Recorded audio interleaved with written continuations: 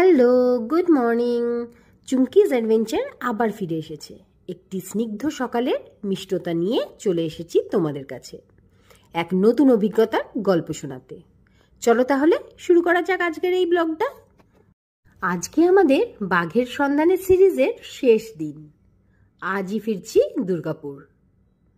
West Bengal ছেড়ে ঝাড়খণ্ড, বিহার, উত্তরপ্রদেশ পেরিয়ে পা রেখেছিলাম মধ্যপ্রদেশে। আবার সেই একটানা রাস্তা ধরেই ফিরে যাচ্ছি নিজের আস্তানায়। ট্যুরটা শেষ হয়ে যাওয়ায় মনটা একটু ভারাক্রান্ত, কিন্তু পালুর সামার ভ্যাকেশন শেষ, একদিন পরেই খুলে যাবে স্কুল। তাই চাইলেও এই সফরটাকে আর বাড়ানো সম্ভব নয়। তাই নিজেকে শুধু এইটুকুই বুঝিয়ে নিচ্ছি, একটা ট্যুর শেষ হলেই তো নতুন ট্যুরের প্ল্যান করার সুযোগ শুরু হয়। তবে ট্যুরটা আজ শেষ হলেও আমি সুজয়কে আগে থেকেই বলে দিয়েছি, সকাল সকাল কিন্তু আজ আর রওনা হব না, একটু ঘুরে ফিরে তারপরই ধরবো দুর্গাপুরের পথ। সুজয়ও দেখলাম রাজি হয়ে গেল। তাই আজ সকালের এই সুন্দর, স্নিগ্ধ, মনোরম পরিবেশে গঙ্গার শীতল হাওয়া খেতে খেতে আমরা উঠে পড়লাম নৌকায়। ঘুরে দেখব বারাণসীর ঘাটগুলো। চলো তাহলে তোমাদেরও দেখাই এই বারাণসীর ঘাটগুলো। গঙ্গার এক পাশে যেমন সারি ধরে একের পর এক ঘাট, ঠিক তেমনি অন্য পারে সারি ধরে মাথা তুলে দাঁড়িয়ে আছে ৬টি টেন্ট। এটাই হলো বারাণসীর টেন্ট সিটি। কি অপূর্ব লাগছে, বলে বোঝাতে পারবো না। মনটা যেন এক নিমেষেই কোথায় হারিয়ে গেল। শান্তি, সৌন্দর্য আর এক অদ্ভুত প্রশান্তি মিশে আছে এই দৃশ্যের প্রতিটি কোণায়। গঙ্গায় নৌকা বিহার এক অপূর্ব অভিজ্ঞতা। বিশাল জলরাশির বুকে যখন নৌকা ভেসে চলে, চারিদিকে ছড়িয়ে পড়ে এক গভীর প্রশান্তি। এই প্রথমবার আমরা সকালে নৌকা বিহার করছি। সূর্যের কোমল আলো যখন গঙ্গার জলের ওপর পড়ছে, তখন এক অনবদ্য দৃশ্য সৃষ্টি করছে।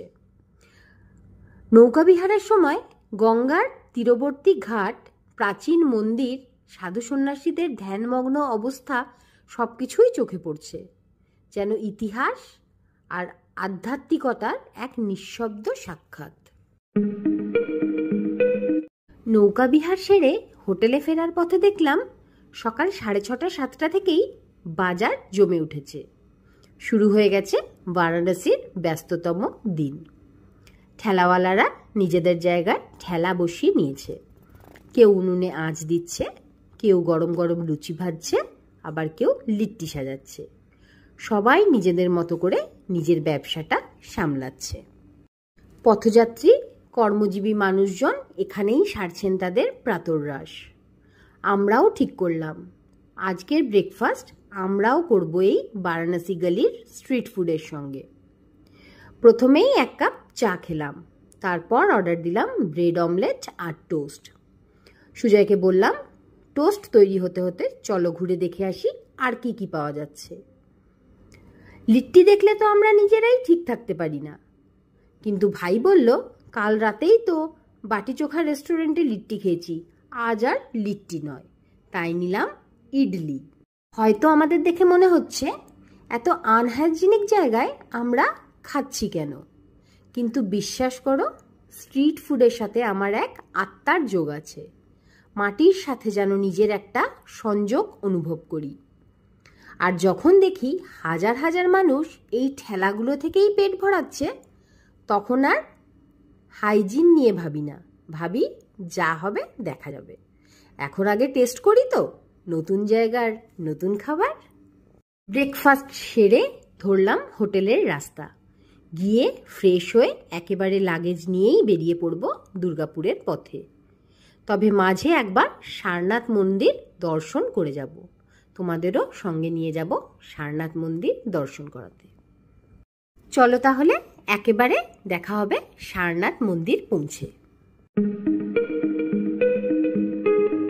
পৌঁছে গেছি সারনাথ মন্দির। চলো ঘুরে দেখে নেওয়া যাক মন্দির প্রাঙ্গণ। আর প্রণাম করে নেওয়া যাক ভগবান বুদ্ধকে।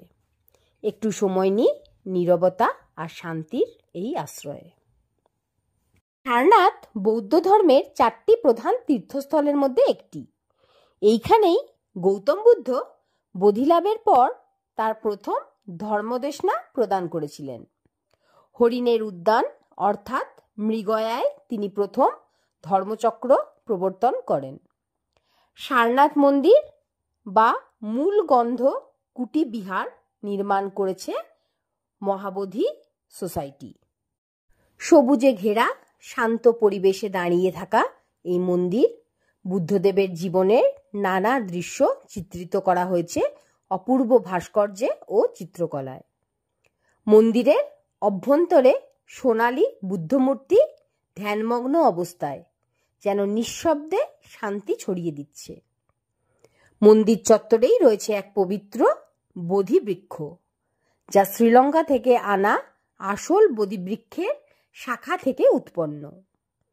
দেশ বিদেশ থেকে বহু পর্যটক, ভিক্ষু ও সাধক এখানে এসে ধ্যান করেন, প্রণাম করেন আর অনুধ্যান করেন বুদ্ধদেবের বাণী। সারনাথ শুধু একটা স্থান নয়, এটা এক অনুভব, ইতিহাস আর আত্মিক শান্তির পরশ।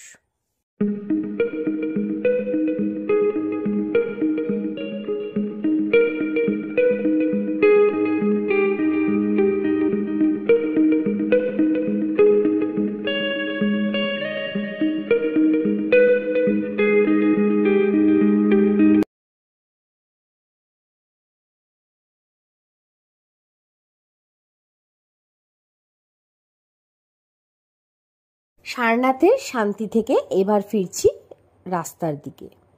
মন্দির ঘোরা শেষ, এবার আবার পা বাড়াবো বারাণসী থেকে দুর্গাপুরের দিকে। ডিস্টেন্স যেতে হবে 512 কিলোমিটার, সময় লাগবে মোটামুটি 10 থেকে 11 ঘন্টা। তাই আজ আমাদের পৌঁছাতে রাত হয়ে যাবে। যারা আমাদের মতো এই ট্যুরটাকে সেলফ ড্রাইভ করে কমপ্লিট করতে চাইছো, তাদের জন্য কিছু ইনফরমেশন দিয়ে রাখি।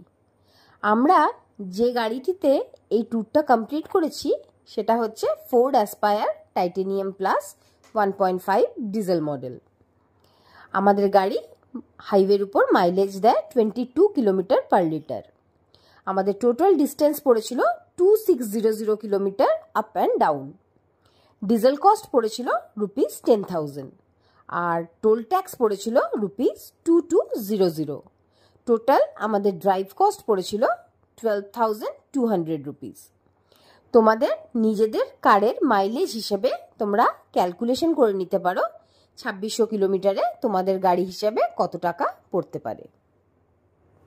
ট্রেনের সফর কিছুটা সস্তা হলেও লং ড্রাইভের মজা একদমই আলাদা, স্পেশালি যখন রাস্তাটা জঙ্গলের মাঝ দিয়ে যায় আর জানালা দিয়ে ঢুকে পড়ে সবুজের গন্ধ। কিন্তু একটা কথা বলবো, কনফিডেন্স না থাকলে এমন টাফ ড্রাইভ করা ভালো হবে না। সো কনফিডেন্ট ড্রাইভার হলেই এম্বার্ক করো এইরকম একটা অ্যাডভেঞ্চার ট্যুর। এখানেই শেষ হলো আমাদের ব্যাঘ্র সন্ধানের জার্নি। আবার খুব তাড়াতাড়ি ফিরবো একটা নতুন জায়গার নতুন অ্যাডভেঞ্চারের কাহিনী নিয়ে। ততক্ষণের জন্য টাটা, স্টে টিউনড। আর ভিডিওটা ভালো লাগলে একটা লাইক, শেয়ার, কমেন্ট করো। আর হ্যাঁ, সাবস্ক্রাইব আর বেল আইকনটা প্রেস করতে ভুলো না কিন্তু। টাটা।